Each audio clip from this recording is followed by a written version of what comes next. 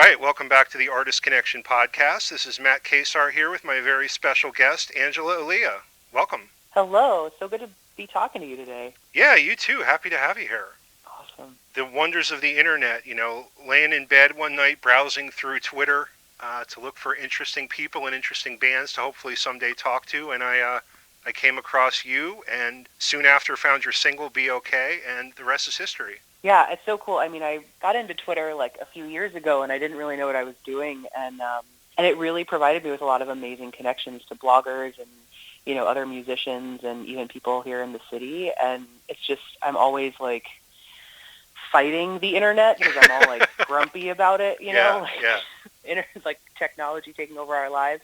But actually, through music, I've discovered really the benefit of it, and being able to connect with people is my favorite part of that. So I'm so glad you reached out. Well, yeah, I resisted it for a long time myself. I was old school with everything, and I used to like MySpace because I liked the music, and I met a lot of bands. Even before I did the podcast, I was able to interact with bands, especially over in the UK and Ireland and stuff, and that was really intriguing to me to be able to reach out across the pond to meet these people. But I waited a long time to get on Facebook, and then the floodgates just kind of opened, and I joined everything else. But I did it cautiously at first, too, because I didn't really know what to expect.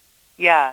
Someone actually once phrased that to me because being all resistant and like I don't even think I had a smartphone until like 5 years ago. Oh, wow. I was like holding out. I didn't even text until like a few years before that. I was just like totally grandma age. And someone that I was talking to phrases me like, as a musician, like if you're putting yourself out there online, you suddenly have access to everyone connected to the internet in the entire world. Do. I live in a big city. I live in New York, and there's millions of people here, but there's nothing like the idea that you can connect almost more organically online because people are finding you related to what else they're interested in or, what else matters to them or just to your sound, kind of what you're putting out there. So that actually was inspiring. I think that singular thing sort of changed my perspective on using the internet, I always like YouTube videos, like what am I going to sing to a camera? Like that feels so weird.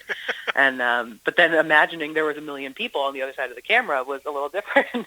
That's it. Imagine having access to MTV in the 80s if you were an artist like you are today. Right. Back then. I mean, that would probably be damn near impossible to get a video on MTV back then. So, yeah, it's really something. Yeah. The wonder of the internet. But again, I'm like you. I'm right there. I was born in '69, so I grew up in the '70s and didn't have any of this stuff, and then resisted it a little bit into the 2000s. But then your world kind of opens up. But then you're always, at least me, I'm always trying to hang on to. I don't want to be on all the time. I want to have a little bit of privacy, and it seems like sometimes people do get a little bit demanding online, or they just expect that you're available 24/7, and that's not always the case. So again, love-hate for me.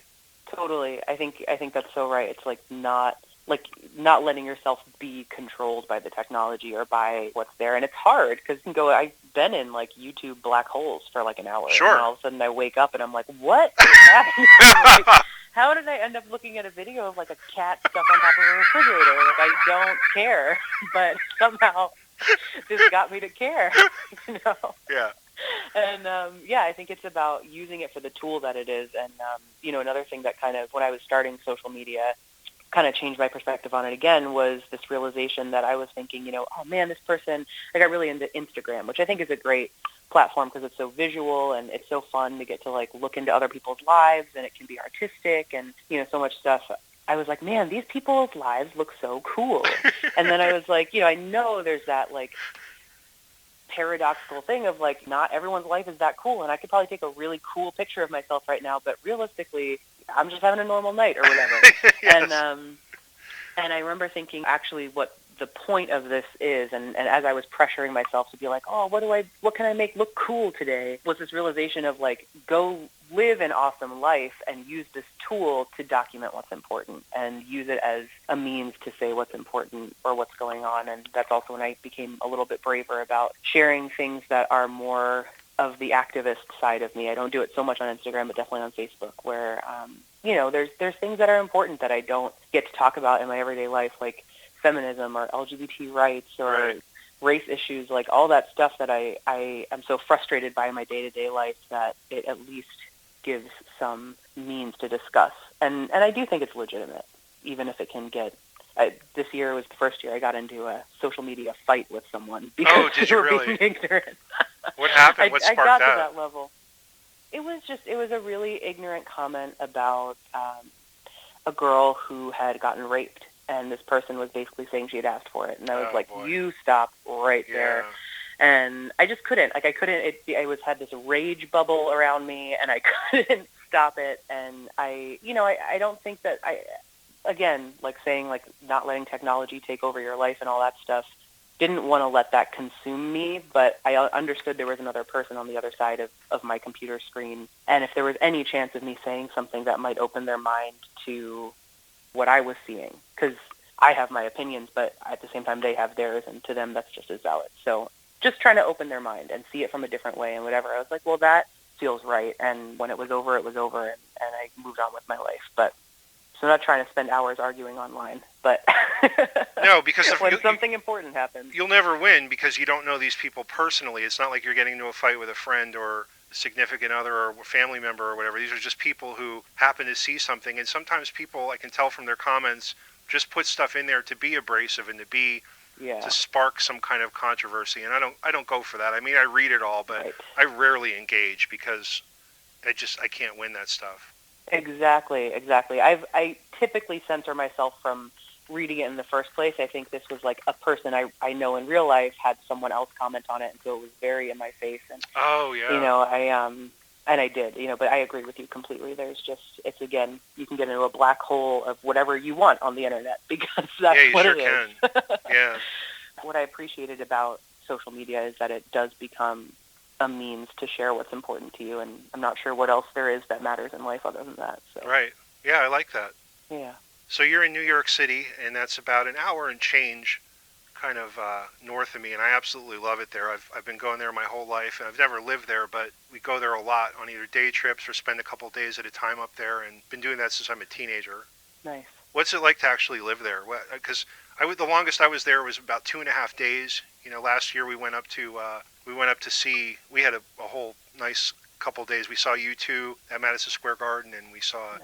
Wicked and Penn and Teller, and did it all in the 2.5 days. Yeah, you went through it. Yeah, and the pace was cool, but the whole time I was there, I was thinking to myself, would I be able to maintain this kind of pace if this was my daily life, or do you get immune to it after a while? Is it just life? It's not anything unique. It's just this is how it is. Yeah, totally. Well, I think, I've been here like almost 9 years now, and so Oh wow. every phase of that has been different. And definitely, like, living here is not, I don't do nearly that many things in a day. Like, I eat breakfast and do some work, and then maybe have a drink, and like that's That's the not day. being Penn and Teller. Yeah. But those things are. What's incredible is those things are available. A coworker of mine today, from where I work during the day, she was going tonight to see Avenue Q, and I was like, oh man, that's been around forever, and I've never seen it. It's just amazing Oh after yeah. living here for so long, all the things I've never done. So really, it does become a place that, to me, at this point, it feels like home. And it feels like a place that I've made home for myself, for better or for worse. There's the hard parts about it. Just adjusting from. I did grow up in Long Island and New Jersey, and a little bit in Pennsylvania near you, actually. So I was used to the more suburban or rural Right. life, depending on where I was, and the things that start to wear on you maybe more like transit. And I just love driving, and I love being able to like be in the car and sing and listen to music Sure. and have my own space. I mean, you do not have your own space on the subway. No, you don't. I had someone with a bookshelf in my face today, in fact, coming home on the way from Wow. yeah, she was carrying it all by herself. There are feats of great strength in this city, trying to make it through. But the amazing parts about it are, to me, I just love people, and sometimes you see really amazing things happen, and there's performers every which way you look. You're just on my way to and from somewhere today. I saw like 4 different performers doing a Michael Jackson dance impersonation, Wow. or some awesome like jazz, singing some like Moon River, like on the Upper West Side, and acoustic, and just like someone beatboxing, and it's everywhere. And that stuff kind of it's easy to take for granted, but when you kind of have to make space here. You don't have space, so you have to somehow learn to create your own space mentally, physically. energetically and